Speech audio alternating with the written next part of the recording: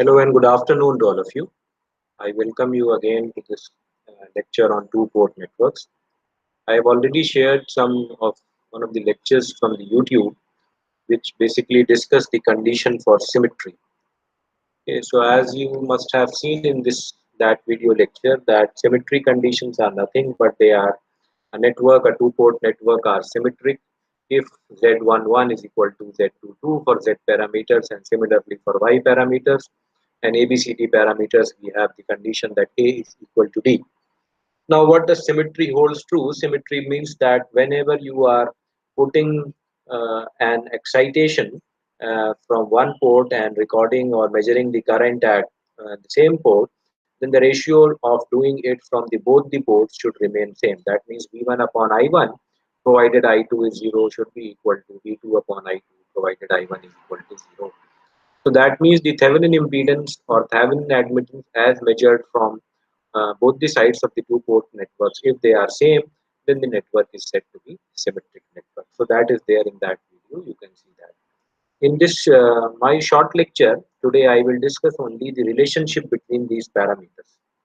Okay, so as you know that we have declared four types of parameters y, z, h and abcd, and we have seen that each of these parameters holds significance in its own sense. For example, z parameters are good for writing kvl equations, y parameters are there for writing admittance equations or kcl equations. Similarly, h and parameters are good for where voltage gain, current gain, impedance, our input impedance and output admittance needs to be known, which can be transfer in impedance or admittance. Whereas ABCD parameters are very popular in the case when we want to write the one port equations in the terms of other. For example, V1 and I1 can be the dependent variable, or V2 or I2 can be the dependent variable, which can be written in terms of the other port network. So V1 I1 upon V2 I2, these types of relationship are good when you are calculating for voltage regulation as well as efficiency, where the one port networks, for example V1 I1 or V2 I2, are generally not changing or dependent variable, where the other port parameters are changing.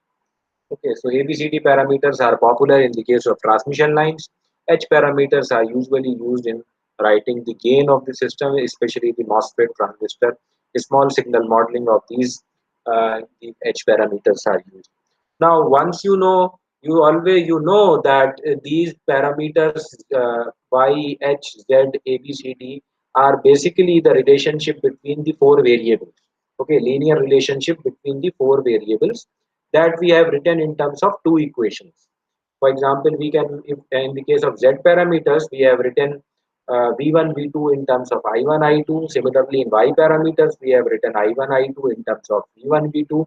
And hybrid parameters, we can take V1, I2 or V2, I1 as a set of variables, and another set of variables will be automatically decided. Similarly, in the case of ABCD, we have taken the values of V1, I1 and V2, I2, whereas which any one of them can be the dependent variable. Okay, so we can write down the relationship between all these parameters. The other parameter can be easily derived if one of the parameters is known, provided there are some conditions for that. For example, if you know this is the equation for Z parameter,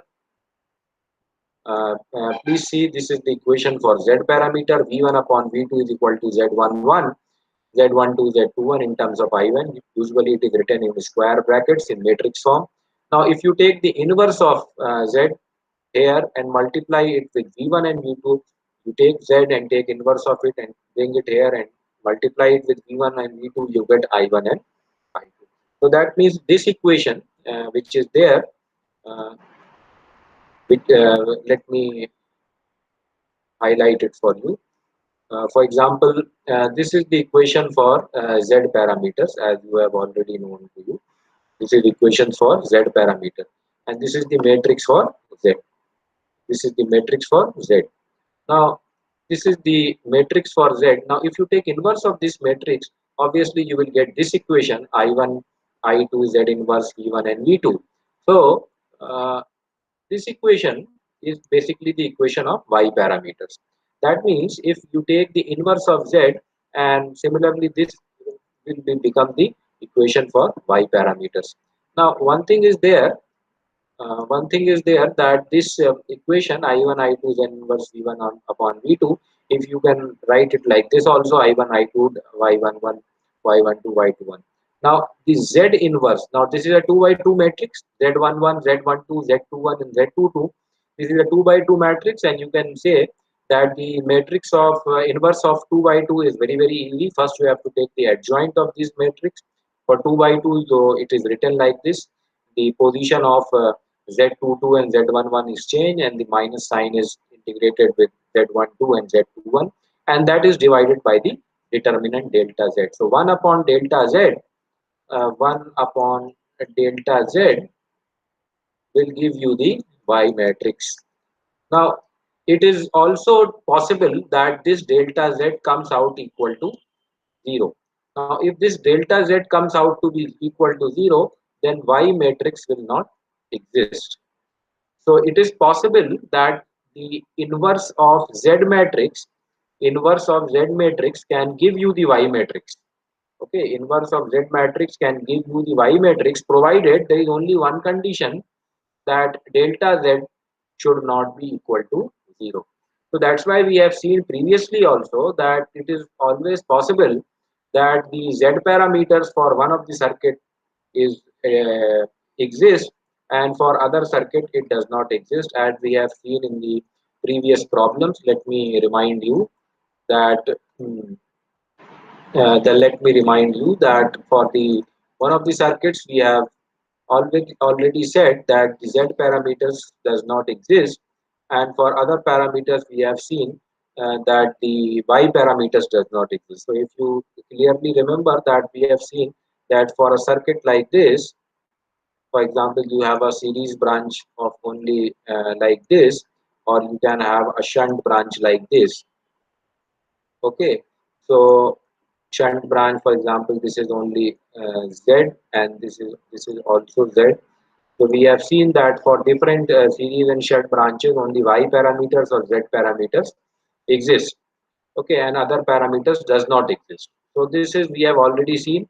So the condition is only that delta Z should not be equal to 0, and if delta Z is equal to 0, then y11, this Y matrix will not exist. Otherwise, it will exist. Usually, if delta Z is not 0, we can get y11 in terms of Z matrix.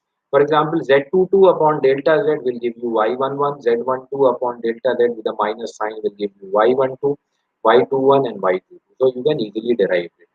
Similarly, you can also convert the every parameter can be converted from every other parameter. For example, let us take second example where we have to determine H parameters from Z parameters. So you see, these are the equations for Z parameters. We have to write H parameters from the Z parameters. Okay, that means we have to write H11, H12, H21 and H22, which is shown here, in terms of Z parameters.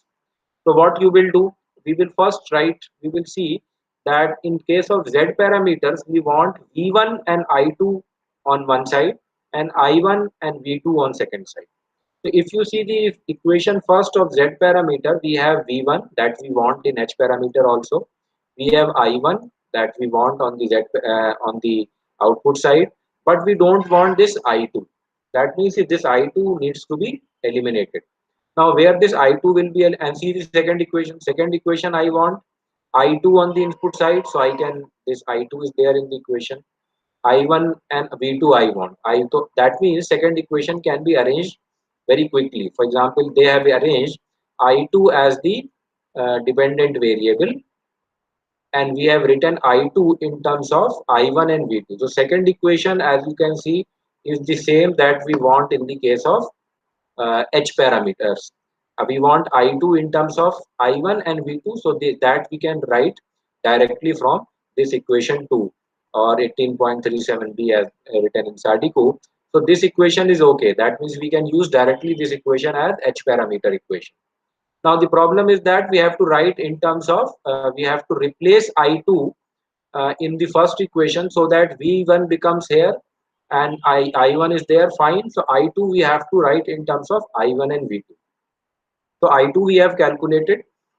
This becomes our second equation, and we put this I2 value back to this equation 18.37a, so that I2 becomes eliminated, and then we solve it in terms of V1. Now you see, when we have replaced I2, now what we want, V1 we have want, I1 we have want, and V2 we have want. That means it is now a H parameter equation.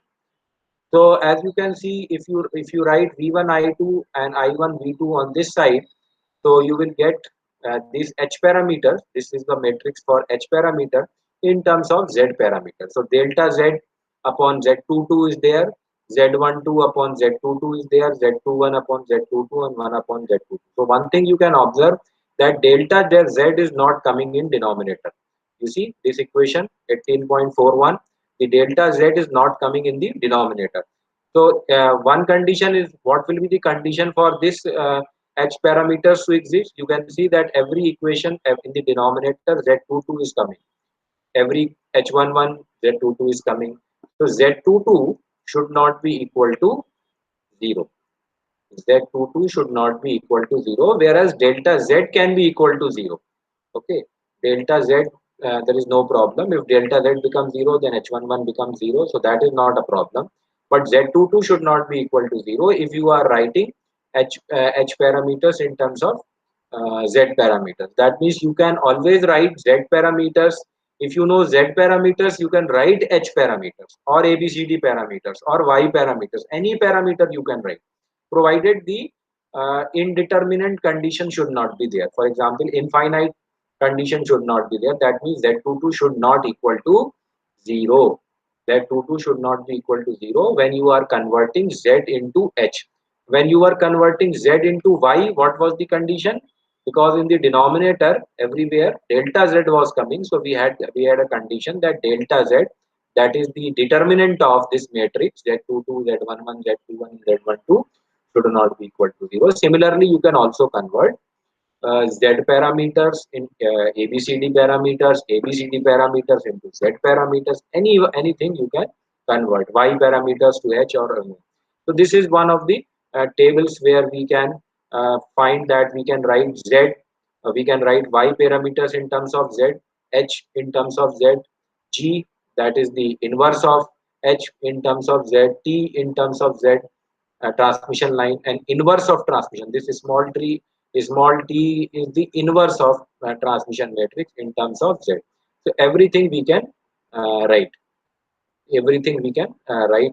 Similarly, we can convert these equations. But as you can see, there are one conditions. For example, if you are writing the Z parameter and T parameters, then there is another condition. For example, this is the line for Z matrix. So if Z11 is Z12 and Z21 and Z22 are defined, then Y parameters will be Z22 upon delta Z. This part they have written Y in terms of Z.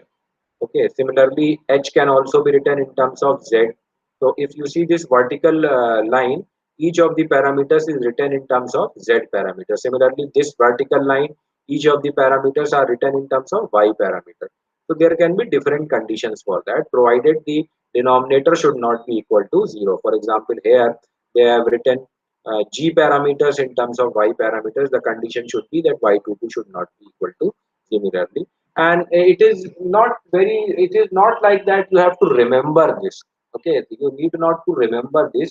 Any time if you feel that this is when you have a difficult circuit. For example, in some circuits you can easily calculate Z parameters, but hybrid parameters may be difficult to calculate. Okay, similarly, in some cases hybrid parameters can be easily calculated, or Y parameters are difficult. So what you can do, you have to just write down, if you know the G parameters, then you can write Y parameters. This is see this Y parameters in terms of G parameters, so that once the G is known, so you can put the determinant delta G and G12, G22, and you can quickly write down the Y parameters. So it is very handy technique in which you can convert these equations, because these are all equations which are interlinked to each other, because obviously you are writing only the four variables v1, v2, i1 and i2 in different ways. Sometimes you take some of them are dependent and the other take you take some of the other variables are independent. So it is just you are transporting it for your benefit so that you can define a circuit. Okay, otherwise all these v1, v2, i1 and i2 are variables which are written in terms of some other constants. In mathematically, if you are speaking, you are just writing v1 is constant in terms of some other linear equation variable form. So that is these techniques becomes very handy when there is a circuit in which you have to solve it, and it becomes difficult for you to calculate each and other parameter. Other thing is that you can also quickly take a guess that suppose you have calculated the y parameters, and by y parameters or z parameters you have calculated, and you have came to know that delta z for this circuit is 0. Okay, delta z for this circuit is 0. So that means you can quickly say that if delta z of this circuit is 0, then the y parameters will not exist for sure, because the determinant will come out to be 0.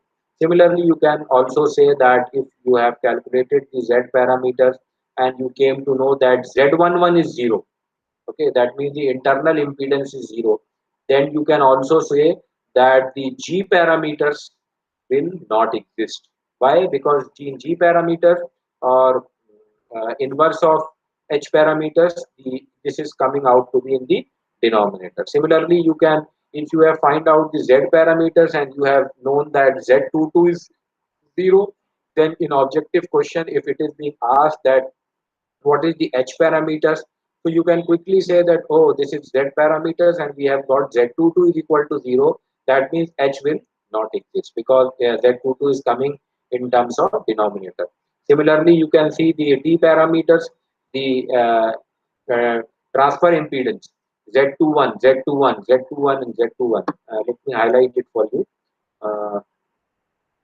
uh, as you can see, if you are writing z parameters in t parameters in terms of z parameters, then z21, z21, z21 and z2, that is the transfer impedance which is coming out in the denominator. So suppose you have calculated this z parameter and you have quickly known that z21 is, or z12, if they are symmetric, if the circuit is symmetric, oh sorry, if the circuit is reciprocal, then Z12 will be equal to Z21. So similarly, you can say that T parameters, which is shown here, will not exist.